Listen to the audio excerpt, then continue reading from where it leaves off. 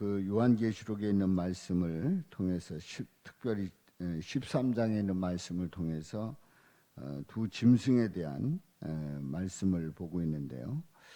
내가 봄에 또 다른 짐승이 땅에서 올라오니 말씀하고 있어요.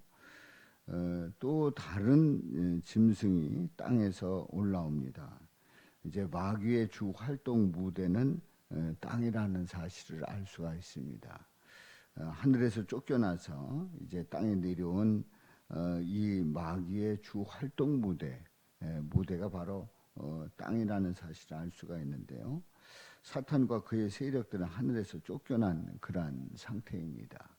그런데 이 사탄 마귀는 큰 용, 짐승, 또 다른 짐승 이렇게 표현되고 있는데요. 나름대로의 그 사탄의 세계 속에서 어떤 권력 구조가 있다는 사실을 알 수가 있습니다. 땅에 거하는 자들은 이 짐승을 보고 놀라운 것은 구원자라고 착각을 한다는 사실이에요. 그러니까 큰 용이나 짐승이나 또 다른 짐승이나 어떤 나름대로의 그 활동을 하는 그 모습을 보고 저들이 구원자다라고 하는 그런 착각을 한다는 거예요. 그런데 구원자가 될 수가 없습니다.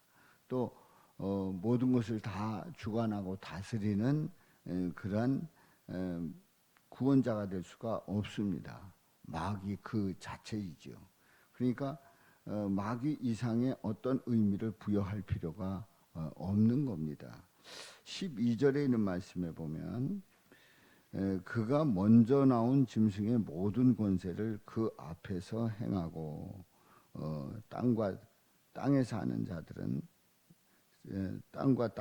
자들을 처음 짐승에게 경배하게 하니 말씀하고 있어요.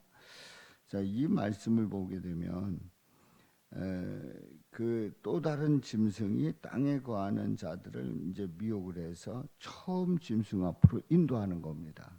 그러니까 나름대로의 그 격이 다르다는 것을 알 수가 있어요. 처음 짐승 앞으로 인도합니다. 바로 먼저 나온 그 짐승에게 이제 이렇게 경배하는, 그래서 처음 짐승에게 경배하게 하니 곧 죽게 되었던 상처가 나은 자니라. 이제 예수님께서 부활하심으로 말미암아 저들의 그러한 권세를 깨뜨리셨는데 우리 예수님께서는 완전히 제거하시지 않았습니다. 그러니까 여전히 존재하고 있는 거죠. 그런데 거의 죽게 되었다가 이 큰 짐승이 죽게 되었다가 이제 완전히 죽지 않고 다시 살아난 거예요. 그러면 우리 예수님은 그때에 완전히 그 존재를 없애지 왜 그냥 두셨는가 하는 그런 의문을 가질 수 있습니다. 그런데 우리 예수님께서는 아직도 이 짐승이 할 일이 있다는 사실입니다. 그러니까 역할이 있다는 거지요. 세상을 심판하고 또 다스리는 그 과정 속에서 그 짐승의 역할이 있음을 말씀하고 있습니다. 그래서 이제 거의 죽게 되었다가 이제 살아난 거예요. 근데 13절에 보면 큰 이적을 행하되 심지어 사람들 앞에서 불이 하늘로부터 땅에 내려오게 하고 이제 이적을 보여주고 있어요. 하늘로부터 불이 땅에 내려오도록 할 정도로 큰 이적을 행할 수 있는 그러한 존재입니다. 그런데 사람들은 속성상 이적을 아주 좋아합니다. 왜냐하면 그 이적을 통해서 일어나는 그 신비한 일들은 그야말로 그 마음을 사로잡게 되고 그리고 거기에 뭔가 있다고 기대를 하게 되고 그리고 그 기적 자체에서 뭔가 위로를 받을 수가 있습니다. 그런데 이 이적은 귀신도 얼마든지 일으킬 수가 있습니다. 모세가 나일강을 피로 만들 때에 이집트 술사들도 따라하는 것을 봅니다. 그러니까 그 기적이 일어나면, 이적이 일어나면 저건 진짜다. 아니 어떻게 저런 일들이 일어날 수가 있는가라고 쉽게 생각할 수 있어요. 그런데 아닙니다. 얼마든지 마귀는 기적을 일으키는 거예요. 오늘 이 말씀처럼 큰 이적을 행하되 심지어 사람들 앞에서 불이 하늘로부터 땅에 내려오는 걸 직접 보여주는 거예요. 그러니 하나님만 하실 수 있는 일인 줄 알았는데 사탄이 한단 말이죠. 그 짐승이 한단 말이에요. 자, 이런 모습을 보면서 마음을 뺏기는 겁니다. 자, 마귀가 기적을 일으키는 이유가 있어요. 두 가지 이유가 있는데 첫 번째 이유는 땅에 거하는 자들을 미혹하기 위해서입니다. 땅에 거하는 자들의 그 마음을 미혹하기 위해서, 빼앗기 위해서 기적을 일으킵니다. 인간은 기적을 늘 원하는 겁니다. 그리고 신비하게 생각을 하고 또 거기에 마음을 두고, 그래서 진감인가 했는데 기적이 딱 일어난다면 진짜다라고 생각을 한단 말이죠. 이렇게 미혹하기 위해서 기적을 일으키고요. 또 마귀는 미혹한 자들을 모아서 우상을 만듭니다. 그러니까 미혹해서 그 마음이 빼앗기고 그래서 모이게 되고 하면 우상을 만들게 되고 그리고 경배하게 합니다. 예수님 초림 때에 수많은 기적과 그리고 이적을 행하셨습니다. 그러니까 우리 예수님이 속죄 시기에 그 처음 사역을 하실 때 많은 병을 고쳤어요. 또 기적을 일으켰단 말이죠. 그런데 도대체 우리 예수님은 그 일들을 그렇게 행하셨는데 왜 행했는가? 뭔가 보여주려고 하셨는가? 그런데 그 목적이 있어요. 그 목적은 복음을 전하기 위해서 그 기적을 베푸셨고, 그리고 그들에게 기적을 보았던 바로 그들에게 예수님을 따라야, 예수님을 믿어야 영생함을 얻는다는 사실을 전해 주신 거죠.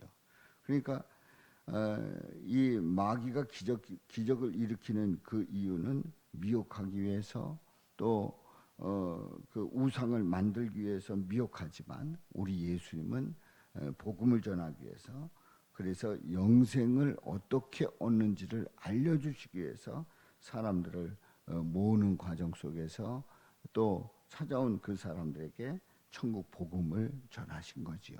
그러니까 근본적으로 그 목적이 다른 것을 보게 됩니다. 이제 15절 말씀에 보면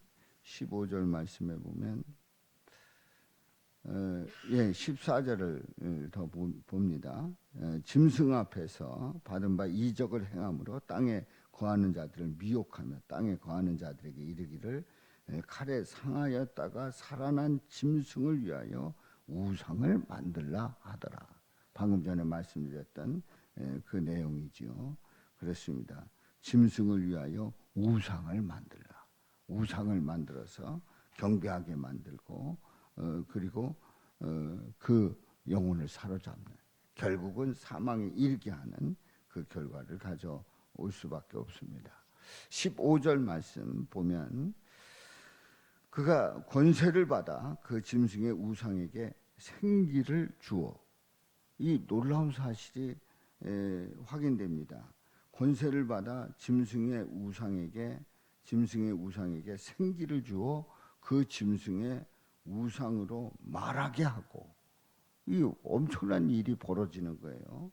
또 짐승의 우상에게 경배하지 아니하는 자는 몇이든지 다 죽이게 하더라.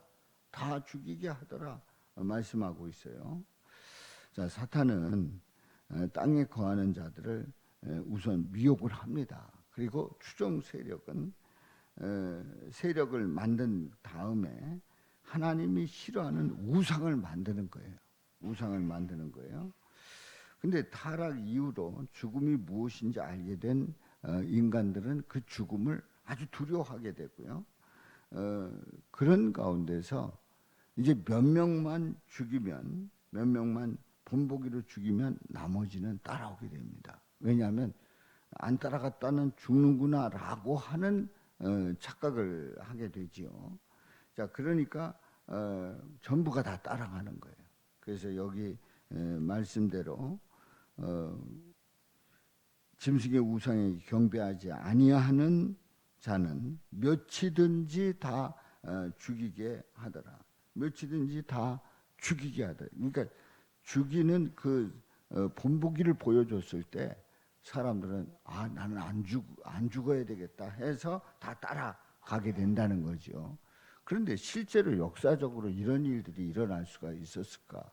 실제로 일어났습니다. 바로 공산주의 스탈린, 레닌 이쪽에 가면 예전에 동상을 많이 세워놨어요. 지금은 철거하고 뭐 그렇게 했습니다마는 그 동상을 많이 세워놨어요.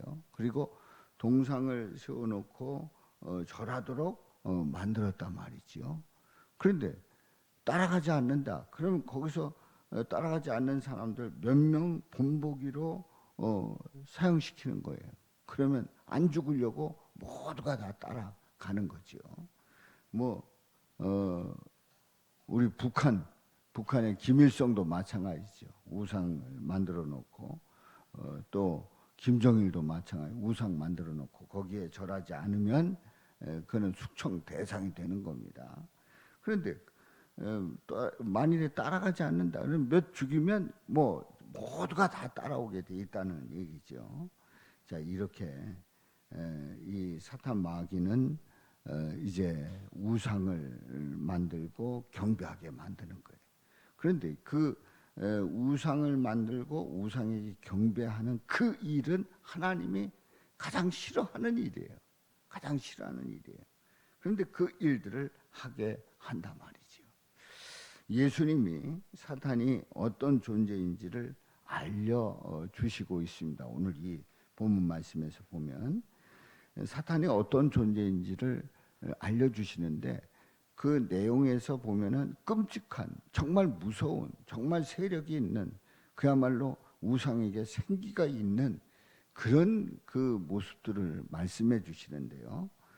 그런데 이런 그 사탄의 그 전략, 그 모습을 알려주는 그 이유는 우리에게 두려워할 필요가 없다는 사실을 말씀하고 있는 줄로 믿습니다. 우리는 이 본문을 보면 무섭다, 큰일 났다, 앞으로 어떻게 될 거냐, 이 말씀을 보면서 두려워합니다. 그런데 이 말씀을 하시는 그 이유는 두려워할 필요가 없다. 두려워할 필요가 없다. 얼마든지 너희들은 이길 수 있다라고 하는 것을 말씀하고 있단 말이죠. 그래서 예수님이 사랑하는 성도에게 마귀는 결코 두려움의 대상이 아니다. 두려움의 대상이 아니다라는 사실을 알려주고 있습니다. 자, 그래서 우리는 마귀의 정체를 파악하고 마귀의 패턴을 파악하고 있는 거예요. 그게 그 말씀의 내용이 지난 주일날 말씀드렸던 666에 대한 그런 말씀이죠. 이미 패턴을 파악하는 거예요. 우리는 알고 있는 거예요. 사탄은 이렇게 역사하고 이렇게 기적을 보여주고 그리고 거기에 따라오게 하고 안 따라오면 며칠 죽이게 하고 그래서 공포 분위기를 그 조성을 해서 모두가 다 따라가게 하지만 아니다. 그것이 모든 것을 다 다스리고 그리고 우리를 주관하는 그러한 구세주가 아니다. 오직 우리 예수님만이 우리의 구원의 주요 그리스도인 줄로 믿습니다.